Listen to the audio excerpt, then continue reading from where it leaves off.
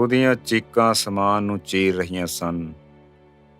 ਹਿੱਕ ਨਾਲ ਲਾ ਕੇ ਰੱਖੇ ਉਹਦੇ ਬੋਟਾਂ ਨੂੰ ਸ਼ਾਇਦ ਰਾਤੀ ਕੋਈ ਬਿੱਲੀ ਜਾਂ ਕੁੱਤਾ ਖਾ ਗਿਆ ਸੀ।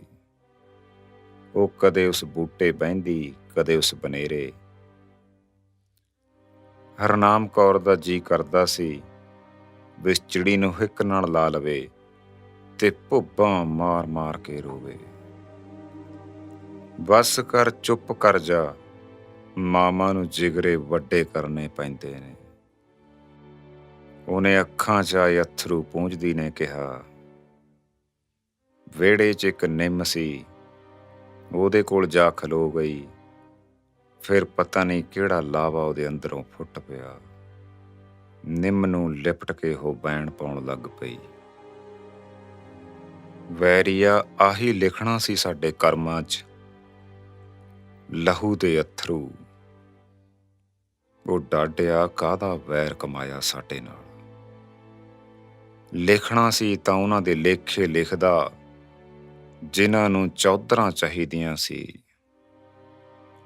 ਸਾਡਾ ਤਾਂ ਸਭ ਪਹਿਲਾਂ ਹੀ ਲੁੱਟ ਲਿਆ ਸੀ, ਫਿਰ ਆ ਰੂਹਾਂ ਤੇ ਛਿੱਟੇ ਜ਼ਰੂਰ ਦੇਣੇ ਸੀ। ਕਹਿੰਦੀ ਕਹਿੰਦੀ ਦੀਆਂ ਭੁੱਬਾਂ ਉੱਚੀਆਂ ਹੋ ਗਈਆਂ, ਅਸਮਾਨ ਨੂੰ ਜਾ ਮਿਲੀਆਂ। ਬੰਤ ਹਰਨਾਮ ਕੌਰ ਦਾ ਪੁੱਤਰ ਭੱਜਿਆ ਆਇਆ ਅੰਦਰੋਂ। ਬਸ ਕਰ ਬੀਬੀ, ਕਾਹਤੋਂ ਰੋਈ ਜਾਨੀ ਐ? ਅੰਨੀ ਹੋ ਜਾਏਗੀ। ਵੇ ਹੁਣ ਕਾਹਦੀ ਅੰਨੀ ਹੋਣਾ ਪੁੱਤਰ, ਪਹਿਲਾਂ ਹੀ ਹੋ ਜਾਂਦੀ। ਘੱਟੋ ਘੱਟ ਵਹਿੰਦੀ ਨਾ ਮੈਂ ਉਹ ਜਿਗਰਾਂ ਤੇ ਚੱਲਦੇ ਖੰਜਰ। ਜਾ ਉਹਨੂੰ ਵੇਖ ਜਾ ਕੇ ਆਪਣੇ ਪਿਓ ਨੂੰ, ਜਿਹੜਾ ਮੈਥੋਂ ਧੁੱਪੇ ਵੀ ਕੱਪੜੇ ਧੋਂਦਾ ਰਹਿੰਦਾ। ਕਹਿੰਦਾ ਖੂਨ ਦੇ ਛਿੱਟੇ ਜੇ ਦਿਖਦੇ ਰਹਿੰਦੇ ਨੇ ਕੱਪੜਿਆਂ ਤੇ। ਬੰਤ ਚੁੱਪਚਾਪ ਅੰਦਰ ਜਾ ਕੇ ਬੈਠ ਗਿਆ।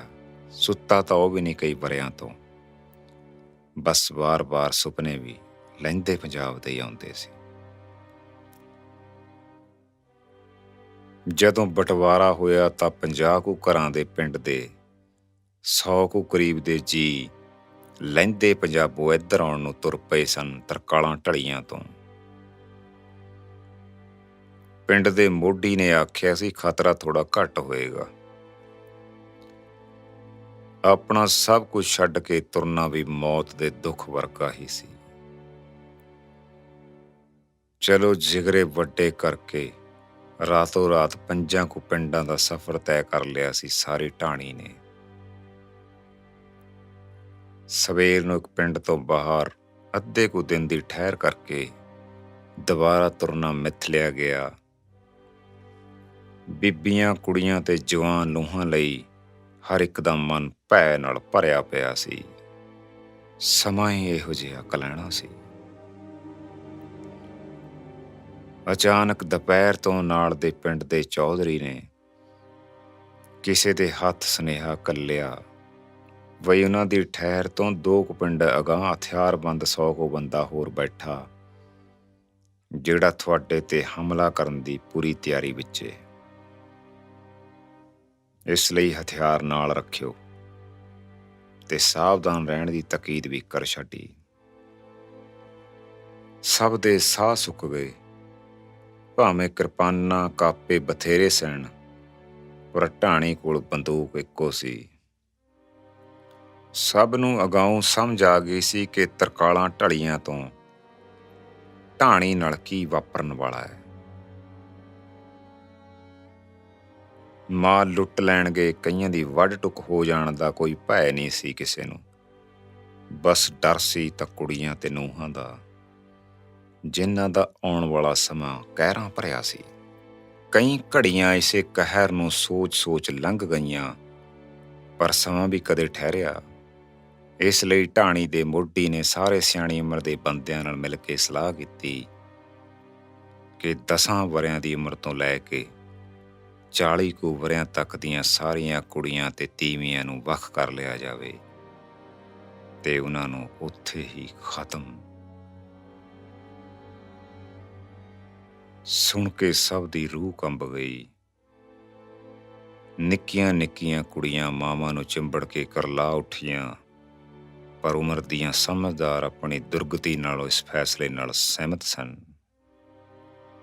ਤਕਰੀਬਨ 20 ਕੁ ਜਣੀਆਂ ਨੂੰ ਵੱਖ ਕੀਤਾ ਗਿਆ, ਜਿਨ੍ਹਾਂ 'ਚ ਹਰਨਾਮ ਕੌਰ ਦੀਆਂ ਵੀ 2 ਧੀਆਂ ਸਨ। ਪਰ ਕੋਈ ਵੀ ਬੰਦਾ ਆਪ ਇਹ ਕੰਮ ਕਰਨ ਲਈ ਤਿਆਰ ਨਹੀਂ ਸੀ। ਹਰ ਕਿਸੇ ਦਾ ਆਪਾ ਜਵਾਬ ਦੇ ਗਿਆ। ਫਿਰ ਅਖੀਰ ਮੋਢੀ ਨੇ ਫੈਸਲਾ ਕੀਤਾ ਕਿ ਸਭ ਆਪੋ ਆਪਣੀਆਂ ਖਤਮ ਕਰਨਗੇ। ਉਸ ਪਲ ਸਭ ਲਾਸ਼ਾਂ ਜਿਹੇ ਹੋ ਗਏ, ਸਭ ਦਾ ਆਪਣਾ ਆਪ ਜਿਵੇਂ ਮਰ ਮੁੱਕ ਗਿਆ ਹੋਵੇ। ਧਰਤੀ ਕੁਰਲਾ ਰਹੀ ਸੀ ਤੇ ਅਸਮਾਨ ਰੱਤਾ ਲਾਲ ਹੋ ਗਿਆ। ਕੁਝ ਪਲਾਂ 'ਚ ਤਲਵਾਰਾਂ ਦੀ ਆਵਾਜ਼ ਹਵਾ 'ਚ ਛੂਕ ਰਹੀ ਸੀ ਤੇ ਕਰਮਾਂ ਮਾਰੀਆਂ ਦੇ ਧੜ ਤੇ ਸਿਰ ਧਰਤੀ ਨੂੰ ਰੱਤੀ ਕਰਕੇ ਵੱਖ-ਵੱਖ ਤੜਫ ਰਹੇ ਸਨ। ਦਰਦ ਤੇ ਵੈਣ, ਬਸ ਸਭ ਖਤਮ। ਤੁਰਨ ਤੋਂ ਪਹਿਲਾਂ ਉੱਥੇ ਹੀ ਸੰਸਕਾਰ ਕਰ ਦਿੱਤਾ, ਬਸ ਤੇਲ ਪਾ ਕੇ। ਅੱਗ ਹੀ ਨਸੀਬ ਹੋਈ ਢਿੱਡੋਂ ਜੰਮੀਆਂ ਨੂੰ ਤੇ ਚਾਵਾਂ ਨਾਲ ਵਿਆਹ ਕੇ ਲਿਆਂਦੀਆਂ ਨੂੰ। ਹੁਣ ਉਹਨਾਂ ਨੂੰ ਹਮਲੇ ਦਾ ਕੋਈ ਡਰ ਨਹੀਂ ਸੀ, ਉਹਨਾਂ ਨੂੰ ਆਪਣੀ ਮੌਤ ਦਾ ਕੋਈ ਡਰ ਨਾ ਰਿਹਾ। ਪਰ ਅਸਲ ਕਹਿਰ ਉਦੋਂ ਵਰਤਿਆ ਜਦੋਂ ਢਾਣੀ ਤੇ ਰਾਤ ਨੂੰ ਕੋਈ ਹਮਲਾ ਹੀ ਨਾ ਹੋਇਆ। ਬਸ ਫਿਰ ਉਹ ਬਾਕੀ ਦੇ ਜਿਉਂਦੇ ਵੀ ਮਰਿਆਂ ਵਰਗੇ ਹੋ ਗਏ। ਕਈ ਦਿਨਾਂ 'ਚ ਇੱਧਰ ਪਹੁੰਚੇ ਪਰ ਸਭ ਮੁੱਕ ਗਿਆ। ਹਰਨਾਮ ਕੌਰ ਹਾਲੇ ਵੀ ਨਿੰਮ ਨੂੰ ਲਿਪਟੀ ਧਾਹਾਂ ਮਾਰ ਰਹੀ ਸੀ। ਚਿੜੀ ਹਾਲੇ ਵੀ ਕੁਰਲਾ ਰਹੀ ਸੀ। ਬੰਤ ਤਾਰ ਤੇ ਸੁੱਕਣੇ ਪਏ ਬਾਪੂ ਦੇ ਕੁੜਤੇ ਚਾਦਰੇ ਨੂੰ ਟਿਕ-ਟਿਕੀ ਲਾਈ ਵੇਖ ਰਿਹਾ ਸੀ। ਛਿੱਟੇ ਕੱਪੜਿਆਂ ਤੇ ਨਹੀਂ, ਰੂਹਾਂ ਤੇ ਪਏ ਨੇ ਬਾਪੂ, ਕੱਪੜੇ ਧੋਣ ਨਾਲ ਨਹੀਂ ਲੈਣੇ। ਫਿਰ ਸੁਣਿਆ ਬੰਤ ਦੇ ਬਾਪੂ ਨੇ ਸਭ ਤੋਂ ਪਹਿਲਾਂ ਇੱਕ ਬੰਦੂਕ ਹੀ ਖਰੀਦੀ ਸੀ ਇੱਧਰ ਆ ਕੇ।